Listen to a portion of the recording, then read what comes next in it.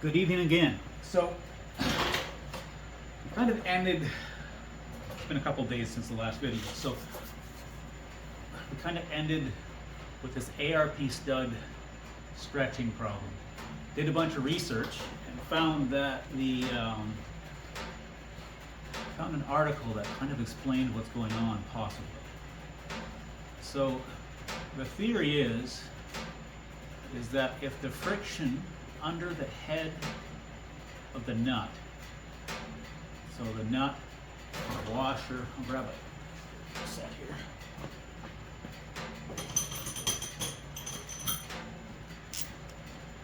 If the friction right here, the spinning force, as you near the 120 foot-pound spec, they say roughly half of the energy of this twisting force is getting lost in the friction against this part right here. And so the theory is that the actual washer starts to spin in some cases on the aluminum cylinder head, which actually has much less friction. And if there's oil or a super smooth surface back here and it spins, it actually means that the effective load going into the stud is the pulling force is higher than normal for the amount of twisting force, because we're trying to do a preloaded, lightly preloaded effect here. So we want trying to pull on this as a non-yielding fastener supposedly, so we're trying to put it under tension so it's slightly stretched but not so that it won't spring back to its original length. That's a non-yielded situation. If it's a torque to yield like the stock head bolt, then they actually torque and they stretch so much that they never quite go back to the same length. So the theory is this surface is too slippery, it spins on the head, generates more force than intended, kills the fastener. So the fix is supposedly to sand the back of the washer that runs in the head with coarse sandpaper and make it rough, to make it not spin here and only spin in the intended space where the nut hits, here where the lube lives. So it's a weird thing, but it kind of makes sense, because if we watch the video back, when I was torquing the heads up, certain bolts would all of a sudden kind of give way. They'd be tightening and tightening, and you'd hear a clicky or a squawk, and it would turn easier for a bit and then start building torque again. In theory, that's when this surface here is spinning on the surface of the cylinder head. So I'm going to go through this cylinder head where I think I have 3 or 4 that didn't achieve torque. I'm going to mark them. I'm going to take them out one at a time and use the best of my old studs, which by length, I will check them. I'm going to sand this surface and make sure there's no lube on the back so the washer does not spin on the head. And I'm going to repeat the same torque procedure and see what happens. I have no idea if it's going to work out, but it all makes sense. So we'll try. Okay, so we're going to go over these, and any of the ones that can't hit 118 foot-pounds of torque, I'm going to assume are stretchy.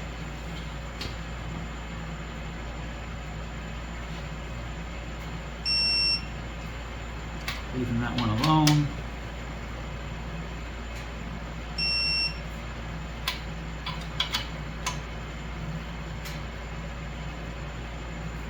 Definitely not good. That one only hit 90, so that is 5.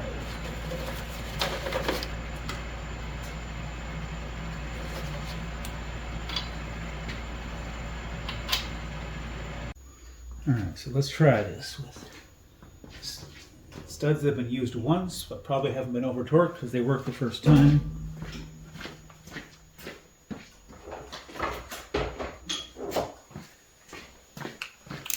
Let's go backwards in the torque range, so start at 3.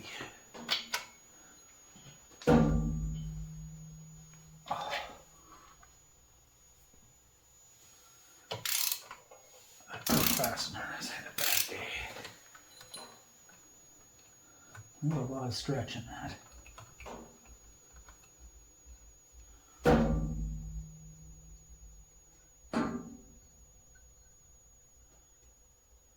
Interesting. Can you see that?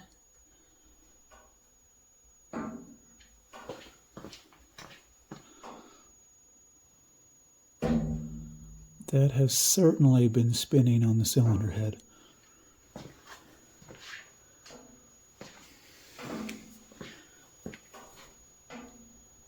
See if we can pull that stud.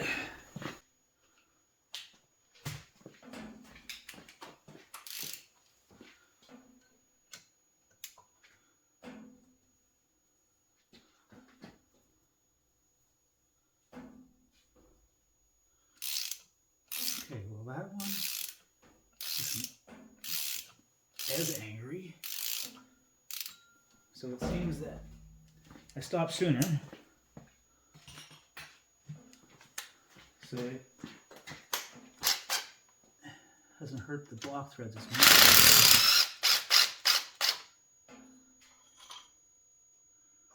Oh, I got a little neck down there.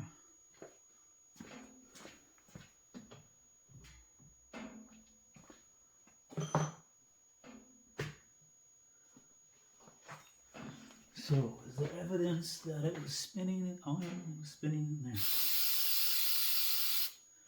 So we gotta get all the lube out of the washer to head space. And I'm supposed to sand the washer on one side to give it grit so that it doesn't want to spin where the cylinder head side of it is.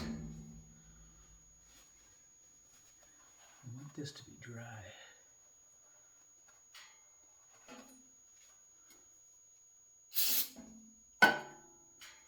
This is so far from ideal, but experiment, let's see. Okay, so we'll let that dry and we'll sand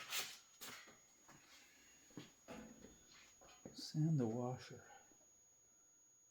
Which side has had the bolt against it? There.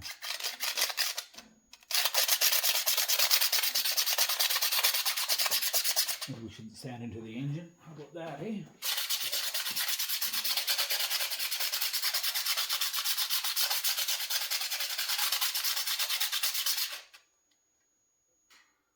All right.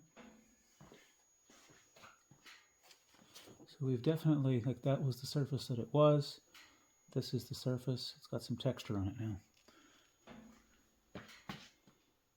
Try this.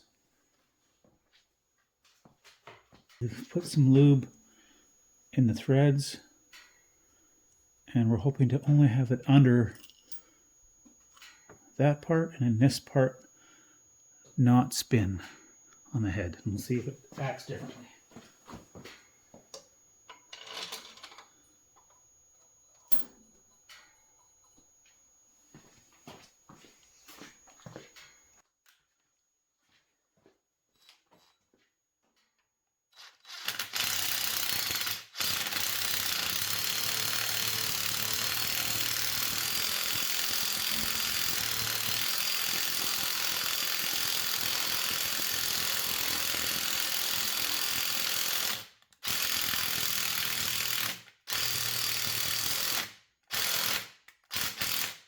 Yeah, should chase those threads. Man, I'm just not doing this right. Should have chased those threads. I guess I could have in the hole, but then what do I do with the debris that it makes? Okay, well it's not as tight as it sounds. That little impact doesn't do much through here. Yeah, that's the bottom. Just off the bottom. All right.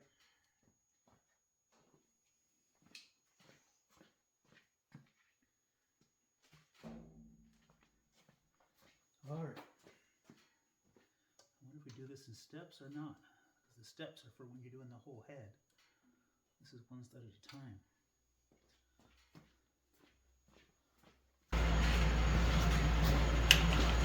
See if I can not hit my head on the hoist.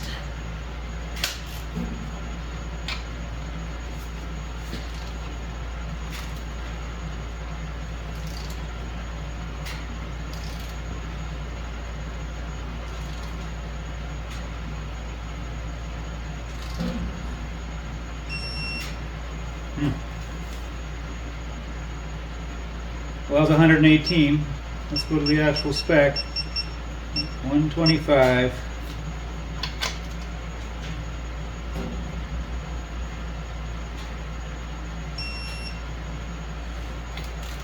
Well, that's one.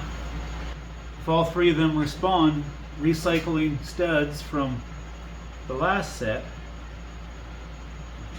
I might have to think that this washer theory is where it's at.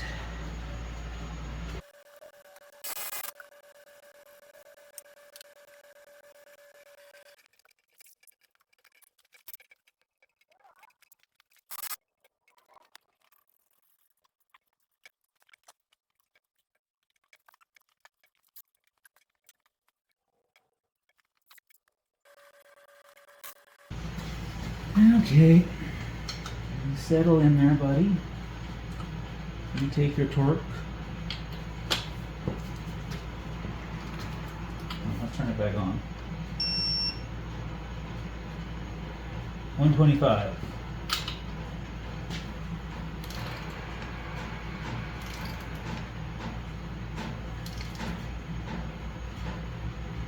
Get there. 125, just like butter. No problems at all. That's 3 for 3. I don't think I'm going to check everybody else now because I might be pulling more torque in there. No problem.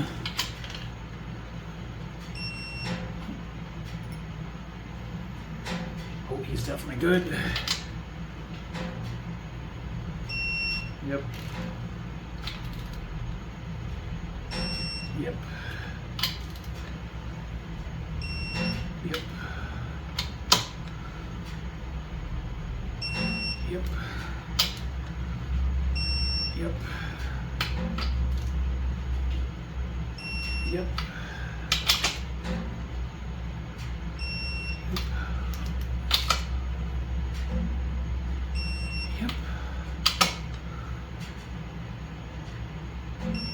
Yep. Well, let's run it. Well, if you're dealing with ARP studs that aren't torquing up so good, maybe all the time, a little sanding on the back of the washer might save you a lot of stress. And probably $500 in ARP studs that I just had killed.